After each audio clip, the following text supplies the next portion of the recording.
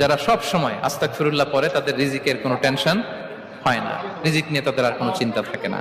আল্লাহ নবী নূহ আলাইহিস সালাম যিনি ওনার জাতিগোষ্ঠীকে বলেছিলেন ফাকুল তুস্তাগফিরু রাব্বাকুম ইন্নাহু কানা গাফফারা, তোমরা বেশি বেশি ইস্তিগফার পড়ো, তিনি ক্ষমাশীল। ইস্তিগফার করলে কি হবে? ইউরসিলিস সামাআ আলাইকুম মিদরারা, রহমতের বৃষ্টি বর্ষণ হবে, তোমাদের জমিগুলো উর্বর হবে। ওয়া ইউমদিদুকুম বিআমওয়ালি ওয়া বানিন, আল্লাহ তাআলা তোমাদেরকে সম্পদে বারাকা দিবেন, সন্তানে বারাকা দিবেন। ওয়া ইয়াজআল লাকুম জান্নাতিন ওয়া ইয়াজআল লাকুম আনহারা, তোমাদের ফসল ক্ষেতগুলো সবুজ শ্যামল হয়ে ভরপুর হবে, তোমাদের রিজিকে বারাকা নেমে আসবে। তাহলে আমরা যেন বেশি বেশি ইস্তিগফার করি। বিষ্ণু ঈসা ইসলাম বলেছেন মান লাযামাল ইস্তিগফার